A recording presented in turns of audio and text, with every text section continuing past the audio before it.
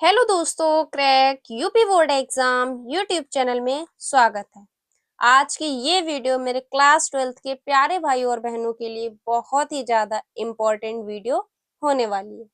आज की इस वीडियो में हम बात करेंगे केमिस्ट्री की मोस्ट इम्पॉर्टेंट परिभाषाएं, जो कि बोर्ड एग्जाम 2026 के लिए बहुत ही ज़्यादा महत्वपूर्ण होने वाली है। तो इस वीडियो को बिल्कुल भी स्किप नहीं करना। आज की इस वीडियो में हम बात करेंगे लगातार बोर्ड एग्जाम में पूछी गई महत्वपूर्ण परिभाषाएं। तो वीडियो को बिल्कुल भी स्किप नहीं करना। वीडियो को पहली बार देख रहे हो तो चैनल को सब्सक्राइब कर लीजिए और इस वीडियो को लाइक कर लीजिए। तो चलिए बिना देरी करे इस वीडियो को स्टार्ट करते हैं। सबसे पहली परिभाषा है मोलरता। मोलरता बहुत बार बोर्ड एग्जाम में पूछी गई है, लगातार ये आपको बोर्ड एग्जाम में देखने को मिलेगी। ये तीन परिभाषाएं इंपॉर्टेंट है, मोलरता, मोललता, मोल प्रभार। ये तीन में से कोई ना कोई आपके पेपर में मिलेगी। 7 सेट होते हैं तो सातों सेट में एक ना एक आपको परिभाषा देखने को मिलेगी। ये तीनों परिभाषाएं मोस्ट इम्पॉर्टेंट, ठीक है। और मोलरता आपके बोर्ड एग्जाम 2025 में भी पूछी गई, क्योंकि ये लगातार बोर्ड एग्जाम में पूछी जाती है, ठीक है। तो मोलरता किसे कहते हैं? किसी विलयन के 1 लीटर में उपस्थित विलय के मोलों की संख्या को उसकी मोलरता कहते हैं। क्या कह रहा है कि किसी विलयन के 1 लीटर में उपस्थित, मतलब कोई विलयन उसमें 1 लीटर में उपस्थित विलय के मोलों की संख्या को उसकी मोलरता कहते हैं।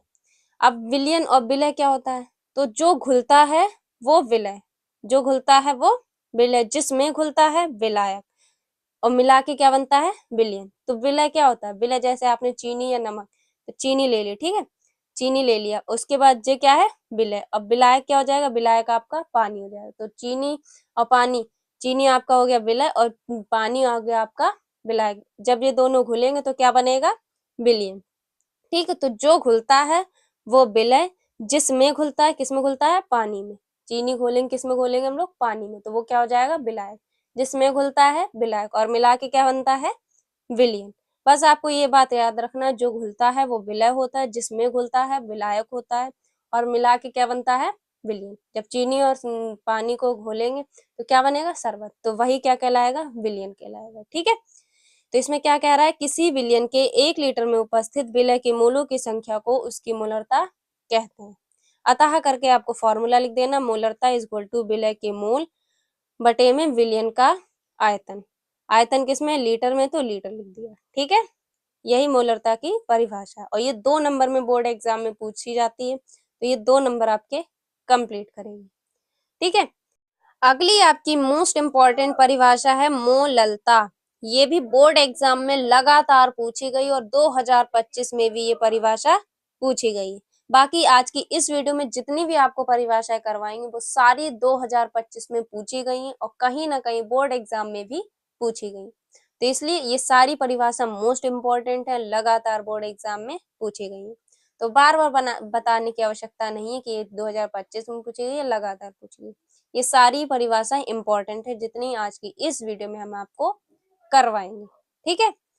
तो मोललता किसे कहते हैं? किसी विलयन के 1 किलोग्राम में उपस्थित विलय के मोलों की संख्या को उसकी मोललता कहते हैं।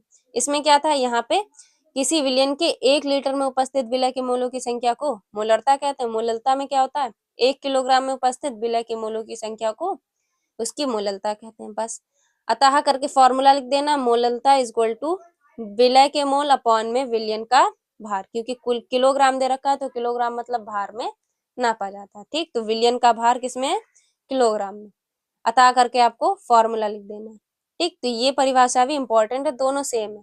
मोलरता में क्या करना है? किसी विलयन के 1 लीटर में उपस्थित विलय के मोलों की संख्या को उसकी मोलरता कहते हैं। इसमें क्या करना है? 1 किलोग्राम में उपस्थित विलय के मोलों की संख्या को उसकी मोललता कहते हैं, ठीक है। दोनों सेम है, बहुत ही इजी है, बोर्ड एग्जाम के लिए मोस्ट इंपॉर्टेंट परिभाषा है, ठीक। इसके बाद अगली परिभाषा है द्विक लवण। ये क्वेश्चन भी मोस्ट इम्पॉर्टेंट है, ये 2025 में 2 सेटों में पूछा गया था। एक सेट में पूछा गया था कि द्विक लवण व संकुल लवण में अंतर बताइए और इसके दो उदाहरण लिखिए।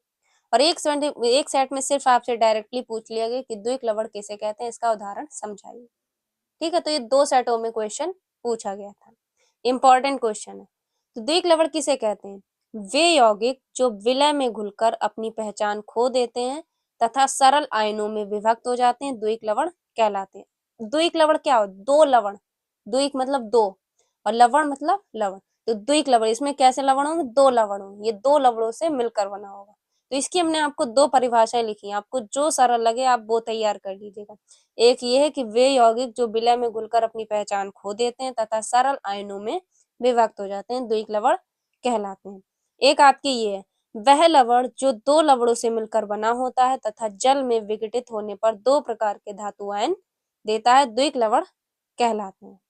तो ये परिभाषा आपकी इजी, इसे आप तैयार कर लीजिएगा, क्योंकि ये द्विक लवण इसमें कह रहा है कि द्विक लवण तो वह लवण जो दो लवणों से मिलकर बना होता है तथा जल में विघटित होने पर दो प्रकार के आयन देता है, द्विक लवण कहलाता है। ठीक, तो आपको जो इजी लगे आप वो लिख लीजिएगा, चाहे आपको ये इजी लगे तो ये तैयार कर लीजिए, ये इजी लगे तो ये तैयार कर लीजिए। ठीक है, उसके बाद आपको इसका एक उदाहरण लिख देना है। उदाहरण में क्या लिखना है? K2SO4Al2SO4 का होल थ्राइस, जो SO4 लगा ये ब्रैकेट में नीचे 3 लगा, इसे हम लोग बोलते हैं SO4 का होल थ्राइस। 2 लगा होता है तो ट्वाइस बोलते हैं। ठीक है, तो K2SO4Al2SO4 का होल थ्राइस डॉट 24H2O, ये किसका उदाहरण है? द्विक लवण का। और ये सूत्र किसका है? फिटकरी का। ठीक, तो ये आपको इतना लंबा सूत्र आपको तैयार करना है, किसका है? फिटकरी का है। ठीक, और ये फिटकरी किसका उदाहरण है? द्विक लवण, क्योंकि इसमें दो लवण पाए जाते हैं। ठीक, तो आपको जो इनमें से परिभाषा इजी लगे वो आप तैयार कर लीजिए। सबसे इजी आपकी यही है, वह लवण जो दो लवणों से मिलकर बना होता है तथा जल में विघटित होने पर दो प्रकार के आयन देता है, द्विक लवण कहलाता है। इसका आपको फॉर्मूला लिख देना, बस आपको 2 नंबर कंप्लीटली मिल जाएंगे। ठीक है, इसके बाद अगला आपका इम्पोर्टेंट क्वेश्चन है ग्रेगनॉर्ड अभिकर्मक। ये क्वेश्चन भी मोस्ट इम्पोर्टेंट है और 2025 में भी ये पूछा गया क्वेश्चन है। तो ये मोस्ट इम्पोर्टेंट क्वेश्चन है, बोर्ड एग्जाम में ये पूछ लिया जाता है। अब ग्रेगनॉर्ड अभिकर्मक किसे कहते हैं? RMgX वाले यौगिक ग्रेगनॉर्ड अभिकर्मक कहलाते हैं, जहां R क्या है? एल्किल समूह और X क्या है? हेलोजन परमाणु है। ठीक है, ये जो RMgX लिखा है, RMgX, जो X है वो हेलोजन परमाणु है, जो R है वहां पे एल्किल समूह रखा जाएगा। अब इसका कैसे फॉर्मूला बनेगा? जैसे R एल्किल समूह हमने ले लिया CH3Mg, X की जगह कोई हमने हेलोजन परमाणु ले लिया। हेलोजन परमाणु में क्लोरीन, ब्रोमीन, आयोडीन ये सब क्या है? हेलोजन परमाणु है। तो हमने इसमें इस एक हेलोजन परमाणु ले लिया, तो ये क्या कहलाएगा? ग्रेगनॉर्ड अभिकर्मक कहलाएगा। ठीक है, जो भी RMgX वाले यौगिक होते हैं वो ग्रेगनॉर्ड अभिकर्मक कहलाते हैं, जहां R क्या है? एल्किल समूह है और X क्या है? हेलोजन परमाणु है। बहुत ही इजी लैंग्वेज में हमने आपको समझाया जिससे कि आपको कठिन ना हो। तो क्या लिखना है आपको? RMgX वाले यौगिक ग्रेगनॉर्ड अभिकर्मक कहलाते हैं, जहां R क्या है? R एल्किल समूह जैसे CH3, C2H5 ये सब क्या है? एल्किल समूह। ठीक है, और X क्या है? हेलोजन परमाणु, तो X क्या है? हेलोजन परमाणु जैसे क्लोरीन, ब्रोमीन, आयोडीन ये सब क्या है?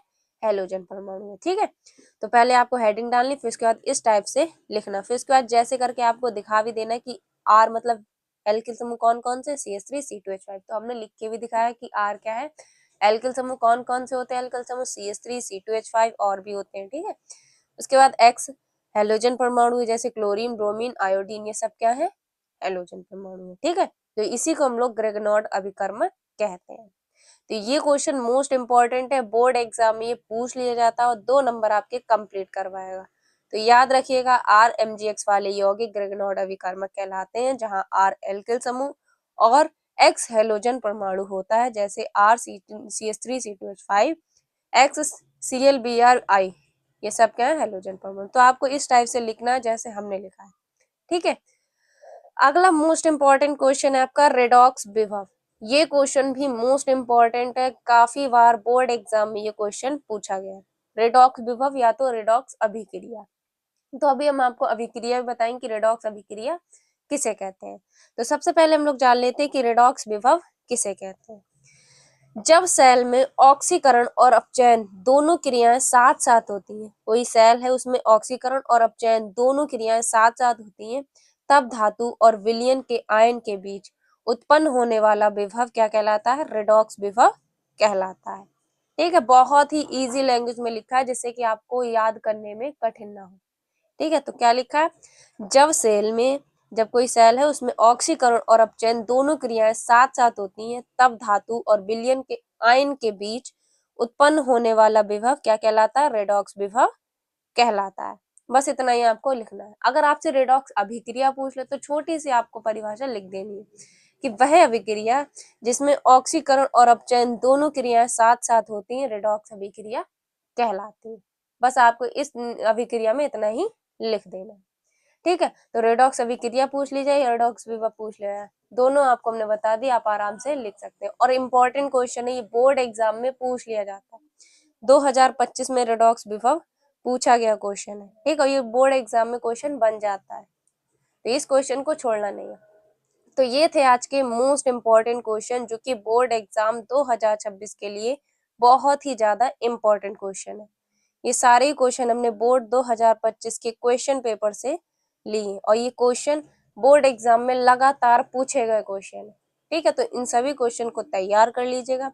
बाकी अगली इंपॉर्टेंट वीडियो में आपके लिए लेके आएंगे जिसमें आपको इम्पोर्टेंट क्या होता है जब और कैसे प्राप्त करेंगे रिएक्शंस वाले करवाएंगे। तो इसके लिए क्या करना है, आपको नोटिफिकेशन बेल को ऑन कर लेना है, चैनल पे नए हो तो चैनल को सब्सक्राइब कर लेना है।